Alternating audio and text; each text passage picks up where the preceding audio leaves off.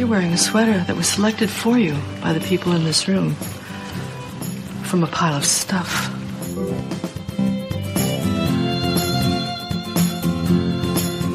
Give me a full ballerina skirt and a hint of saloon, and I'm on board.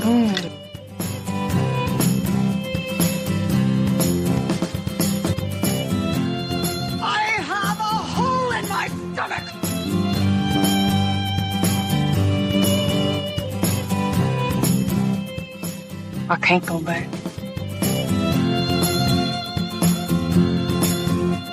Welcome to the She Became Visible podcast. I'm your host, Renee Steelman. This podcast is my story. It's your story. It's our story. It's all the stories of all the women who one day knew that it was time to remember who they were, who they are, and stand up and be seen.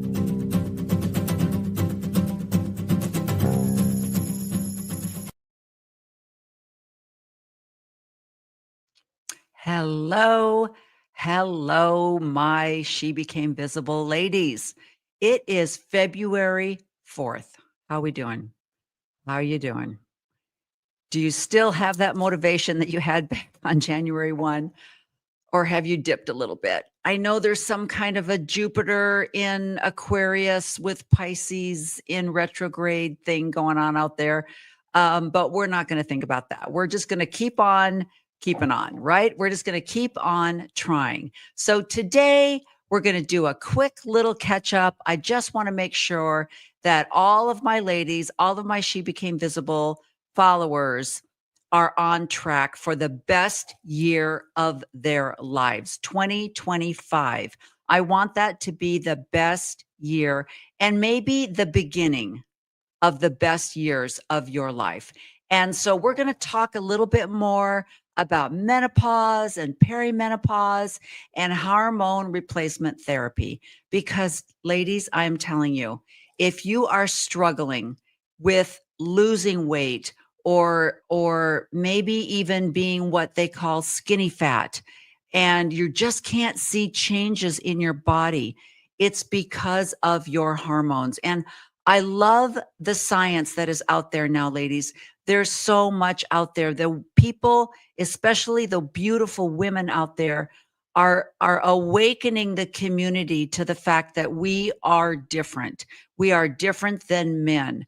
Cold plunges are different for us than they are for men. Fasting is different for us than it is for men. Everything we do, our cycles completely control how energetic we are, how tired we are, our emotions. Everything is, we are different and we need to accept that. And so I'm just here today. It's February 4th, 2025. And I want to do two things. I want to remind you, I want to motivate you to stay in the boat, stay in the wagon, stay on course, whatever little cliche you want to use. I want you to get back on the goal journey that you set for yourself back in January. And I have to tell you, I heard a quote. I think it was from Dr. Michael Israelty, who I love, and I always pronounce his name wrong. But he said, if people come to me and they say, I need some motivation, what kind of motivation can you give me to get myself up and out into the gym?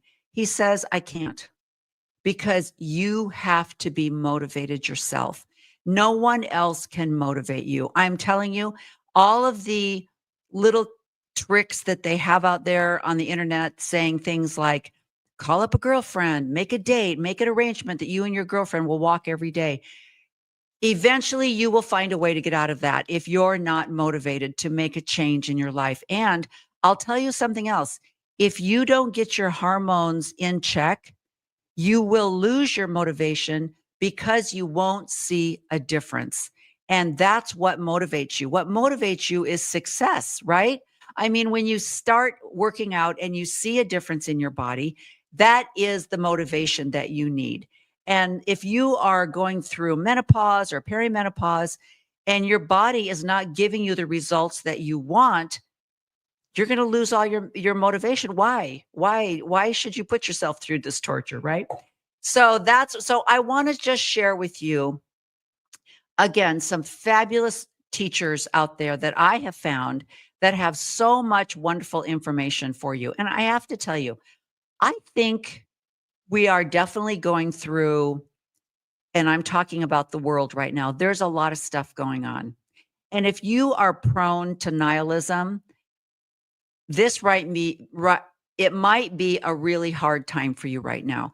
And I have to tell you, having left a fundamental high demand religion, I'm walking two paths. I'm still watching informational videos on the religion that I left, and I'm also watching political videos on the world, the nation that I live in. And both of these power structures are frightening because in both scenarios, we're talking about a lot of power, a lot of misogyny, and a lot of money behind the power. And it's absolutely frightening. So I understand if you're really struggling right now. And the biggest thing is self-care. And even if the only thing you can do right now is get up and go for a walk, I really encourage you to do that and to try to move. Just trying to move makes all the difference in the world. So that's my motivation for today, February 4th. So let's get going here. Let's talk about, I want to introduce you now. How many of you, I wish you were all sitting in a room. How many of you have heard of Chalene Johnson? I love her. And what I love about her is she is a lot younger than I am, but she has gone through a lot of the same stages that I've gone through because she was really big in Beachbody. And she talks about how even though she was in really great shape, they would tell her that she was fat and that she needed to lose weight. And she was on camera, right? So she had to look a certain way, and how she would starve herself to death. And then she got on to some other things. And now she's found, like all of us, that strength training is the key to changing your body and being the strong woman that you want to be for longevity. She has found that. And so she brings experts onto her show. And so I want to start out with one of Chalene's latest YouTubes, where she brings an expert on to talk about hormone replacement therapy. So let's bring on Chalene. Helping women understand what's going on reproductively, to understand their sexual health, to understand what they can do to optimize their health. She works in person with these women every single day. My friend and friend of the show, Dr. Kelly Casperson. Fact or menopausal myth? Symptoms end once you're officially in menopause. No, that's a myth. So symptoms, there's like 30 or 50, depending upon who you want to talk to, symptoms of menopause. And remember, menopause, the definition of menopause is no more periods after a year of no more periods. So that's menopause. What it means, though, is profound loss of the hormone producing cells of the ovary. So your symptoms can just keep going. A lot of women will start having symptoms years after menopause and they have no idea it's because of profound low hormones. So you are not in a symptom-free zone just because you haven't had periods for a year. That's a myth. Okay. Fact or menopausal myth? Natural remedies are always safer than hormone replacement therapies. That's a myth. So remember, in America, the supplement industry is completely unregulated. Oftentimes there's stuff in there that can be bad for your liver. In addition, a lot of things on the label aren't even in the package. So I would say it can be buyer beware, right, for supplements, or people think of supplements as like natural. Also, natural things like having a healthy diet, exercising, prioritizing sleep, all very good for you, do tend to decrease things like hot flashes, but none of that works as good as hormones. And if you think about it, our natural hormones, what our body makes naturally, what is more natural than that? Some people just don't like the idea of taking a medication every day. They think that's unnatural, but you're actually just putting back what your body made, like insulin, thyroid, vitamin D, all those things that our body naturally makes, but we supplement when we're low. Okay. Fact or menopausal myth? If your practitioner says that you are not a candidate for HRT, they know more than you, so just zip it and deal with it. That's usually a myth. Most people, and I'm overgeneralizing, but we have data to support this, most doctors did not get trained in the profound hormone changes when a woman ends her periods. So they usually don't know unless they got specifically trained. So feel free to see a second opinion. Feel free to seek out somebody who has taken advanced classes or has had training in menopause, because most doctors don't know, and they're often overly conservative, which is good, but it's usually because they aren't up to date with the current data. Okay. So that is just a little, I want you to go and find Chalene on YouTube and watch the rest of that. One of the things that she said though, which I really want to stress, is there is especially with women, because women, I believe, have an authority thing. We really trust authority, which is why abuse is so rampant with women, is because we're trusting. And if somebody has initials behind their name, we take their word as word from God. And what I have found, and I've mentioned this before, but having been the mother and caregiver of a severely disabled child, I learned quickly that I had to advocate for myself, and that just because they have done a certain amount of schooling does not mean that they are up to date on the current things that are known out there scientifically. And I know that seems odd, but it's true. And let me give you a perfect example. Many of you will recognize, for those of us that have male partners, spouses, whatever, boyfriends, men don't like to go to the doctor, and they usually don't go until they're like an hour and a half away from being dead. So my husband is very good about getting his yearly Medicare checkup. And so he went in, they did some blood work, and they came back and they told him that he was pre-diabetic. And now I've tried to kind of not be a naggy wife, but I've tried to say to him, you eat way too much fruit. And I know the things that you buy at Costco might say organic, but they are filled with sugar.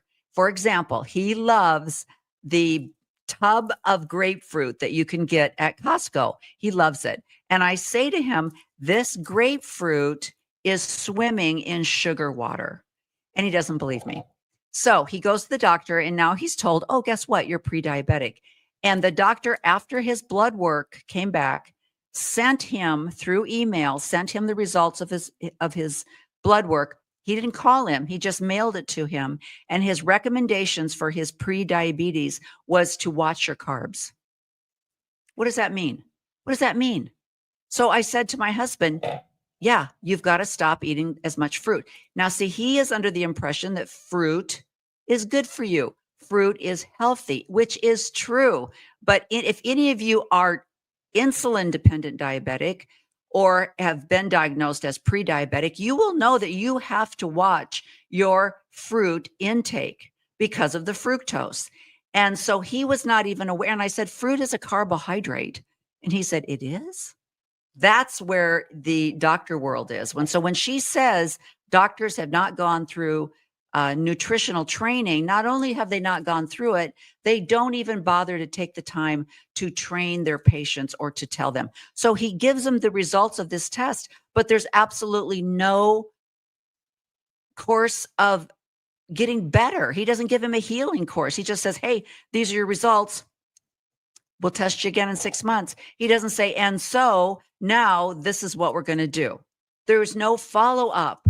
And I think women they have more of a tendency to take a hold of that and say, well, what am I going to do? And then they'll start reading and watching YouTubes and things like that. Men don't do that usually. So if you have a partner, you may have to step in and be the voice for them. So I thought a lot of her things. And again, I love what she said about the, once you've gone through menopause, you're still going to have some symptoms. I remember when I first started hormone replacement therapy and I first started taking progesterone and I got that first really good night's sleep. It was like, oh, this is amazing. So I'm really encouraging. Okay, so let's bring on now. I've talked before about Dr. Peter Attia.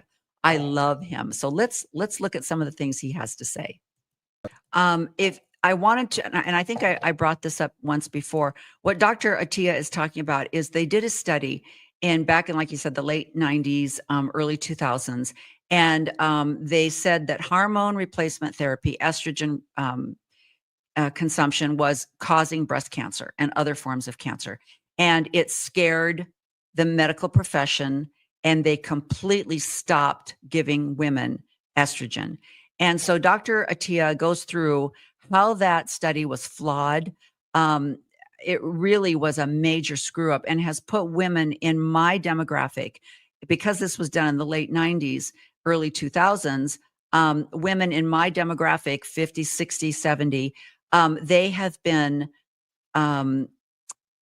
they've lost the opportunity to take hormone replacement therapy in their perimenopause or menopausal state. And so there's a lot of things that you really do have to take in your perimenopausal state, in your 30s and 40s, for it to make a big difference. And even though it's still great at my age, it would have been better if I would have known about it earlier. And so that's what he's talking about. And the strange thing is, Dr. Casper, the doctor that Shalene introduced you to, she is talking about how the Amazon now has a pharmacy. And if you get your hormones through the Amazon pharmacy, it's actually coming with a warning label saying that estrogen causes breast cancer. And it's completely flawed. It's completely flawed. And the problem is, we live in a very litigious universe.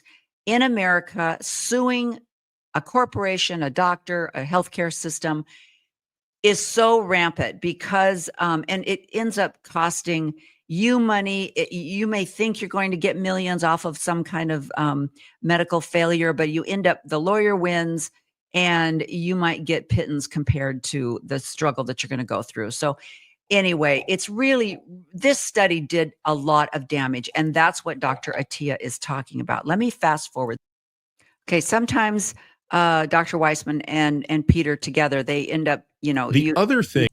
Okay, so what he's talking about here is he's saying whenever and you hear this all the time, clinical studies have shown, and what he's saying is you really have to pay attention to who the people were and what their health situation was when they entered this clinical study. Because what he was saying was they did not take in women that had their uteruses removed. And they also were very timid to take in women that were suffering through menopausal symptoms and give them a placebo. And so they just didn't really take a random assortment of women. And the study was so bad. It was so bad, and it did so much damage. And if you have an older doctor, they might still be reflecting back to that study, that clinical study that was done, and you need to go somewhere else. And just like, Shalene's doctor, Dr. Casper, was saying, you need to get another opinion. You maybe need to go to a naturopath or some other source to find somebody who really, they have hormone clinics right now, people that are really professional. So let's move on to another interview that Dr. Attia did with Jill Michelson. Michelson, is that her name? Why am I messing that up? So let's watch this. This doesn't get enough attention. So the probability of a person falling when they're 65 and up is about 25%. That once you reach the age of 65, you've got about a 25% chance in your lifetime of having a fall. And somewhere between 10 to 15% of those falls could be fatal if you break your hip or femur. Why is that fatal? I don't mean to take you down a long path. Is it because you can't get out of bed, or what is and it's like all broke down, she's gone. Yeah. What is that? There's the short-term reasons, because the fatality stats are usually within the first year. And so it's not just like you die. The impact over time of how it limits your mobility. And got it. Never mind. I'm with you. Sorry. Yeah, it's like if you took a 20-year-old and put them in bed for a month, they'd recover. When you take a 70-year-old and put them in bed for a month, it's very difficult to recover. Okay, so I mentioned this in my podcast that I did with, I think it was Dr. Lacey. And I like what Dr. Attia is saying, because I know you've all heard this. Over the age of 65, what did he say? 25% chance of falling. And if you fall and break a hip or a femur, then you have a year to live. And what he's saying is, it's not so much healing, of course, because you're older, but being stationary, being put to bed for a month. And then what are the other things? What happens when you just lay in bed? So maybe you're not eating properly. You're just not getting your blood, everything. It's just a mess. And so it's not the fall itself. It's the care that is completely lost when you have a fall over the age of 65. And so what they're going on to talk about is how important skeletal muscle is. And so that you can catch yourself, you can prevent yourself from falling. And if you have a good skeletal muscle ratio, your ability to heal is quicker and you can move and get out of bed. So that's basically what he's saying. Let me see if there's any other tidbits we need to talk about. Enough said. Yeah. Okay. So women are disproportionately at risk for falls. They're about 2x the risk because they have less muscle mass. They tend to be on average less active, and they have weaker bones. So the reason for this is estrogen is the most important hormone in bone health. So the way bone. Okay, did you hear that? They have weaker bones because estrogen is so important in bone health. So now we're talking estrogen replacement, bone health, healing from a fall. All of these things go together. There are so many things. And that's the part that I really want to bring out here, is that it's not so much just your mood or the hot flashes or the night sweats. Yes, that's fine. But taking estrogen is your bone health, your hair, your skin, everything else that's really more important maybe even than night sweats, right? So that's the part that they don't tell you when you're inquiring about hormone replacement. Work is they have little, for lack of a better word, strain gauges in them. So strain gauge is like, it's not an actual strain gauge, that's a term we use in engineering, but a strain gauge is something that detects deformation. Okay. So when you pick up something really heavy, your femur, your bones experience deformation. They're being shrunk slightly. The body, through estrogen, and estrogen is the chemical signal that transmits that information, which is there is deformation, to the cells that remodel and build bone. So both for men and for women, estrogen is hands down the most important hormone in bone health. Okay, so that I find that really fascinating. And I think, and that's the other thing that people don't understand. Both men and women have estrogen and testosterone in their bodies. And so when he's talking about healing and muscle strength and skeletal strength, all of these chemicals, all of these hormones rather, are so important in keeping our body healthy for longevity. And so it's fascinating. Now, I love Dr. Attia, but he does have a tendency to get very doctory. And so there are times when you're just kind of like, okay, when you're listening to him, but I love him. So let's go on to, I love Katie Couric, and she's got some fun people on her podcast. So let's listen to what she has to say. Question from Lisa Luck. She asks, and this is a question I'd like to know too, how long can a woman safely be on HRT without putting herself at a higher cancer risk? My doctor suggested I go off them after 5 years, and I miss them so much. I hear you, Lisa. There are so many mixed messages about this. Thank you. So there are mixed messages. And again, the follow-up data to the WHI showed that whether or not someone was on estrogen or progesterone or estrogen alone, you looked 18 years out and the safety data was actually very good. There was no increased morbidity or mortality in either group. My feeling is if somebody is well I will not take them off of hormones after 5 years. There are proven benefits. Now, we're not supposed to say one uses hormones for primary disease prevention, and the United States Preventive Service Task Force just came out with a statement stating that hormones are not for primary disease prevention, but we do know that hormones really do help keep a woman's cardiovascular risk low, particularly when the estrogen's used transdermally. And in addition, it helps bone. We know that that's very important, and lowers one's risk of developing type 2 diabetes. So I really feel strongly that the use of menopausal hormone therapies absolutely has to be individualized. And it's something I discuss with my patients annually. And if someone should develop a contraindication or a reason why they can't be on hormones, I will take them off of them. I try to really shift my patients, particularly as they're getting into their 60s, if they've been on an oral formulation, to consider transdermal estradiol because it really has a safer profile. We don't have to worry about changes in lipid profiles. We don't have to worry about clotting. So that data is really, really reassuring. But when I have patients on hormones, I do not have an endpoint in mind. And that rule about 5 years is passé, if you will. So much information out there.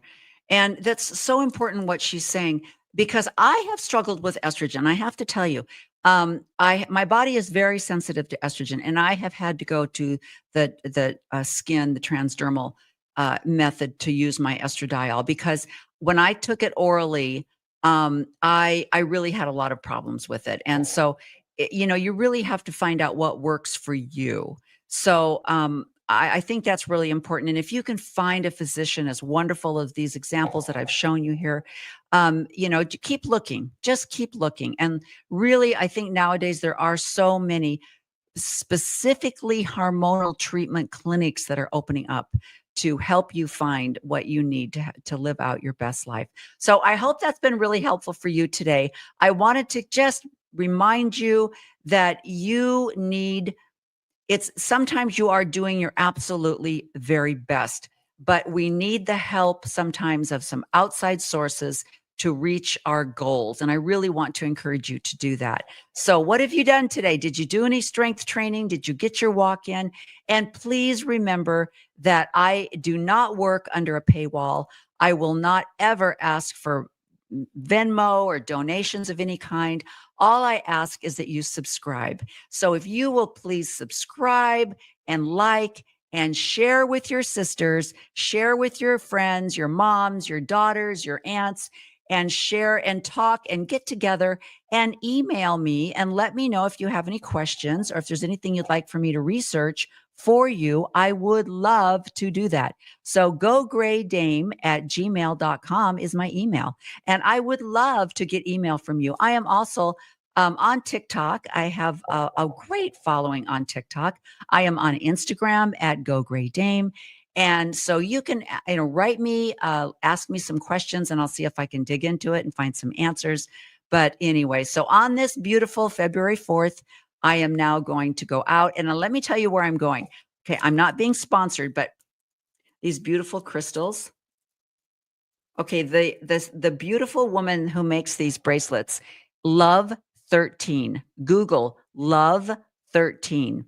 And she's having a party today here in Arizona, so I'm going to be going and looking at her bracelets. But this one, this one here is extremely special because I took some of my son's ashes.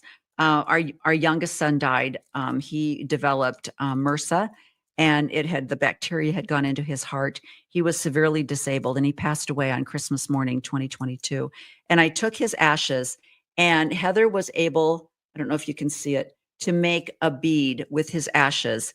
And that's that. So this particular, and then it has the little, let me get around this microphone. It has the little angel wing on there. And so I have 2 or 3 bracelets that have his ashes. And it really means a lot to me. So I love her. And so I really would encourage you to get on her website, Love 13, look at her bracelets. They come in all the different minerals, all the different stones. And I can never remember which stone is which and which power or crystal thing it's supposed to send to you, because I am afraid I really just pretty much do it by color. But anyway, so I'm on my way to one of her parties and I'm excited to I haven't seen her for a long time. So that's what I'm going to be doing for the rest of the day. So let me know what you're doing. So have a great day. Thank you for joining me on She Became Visible, and we will see you again next week. Bye-bye.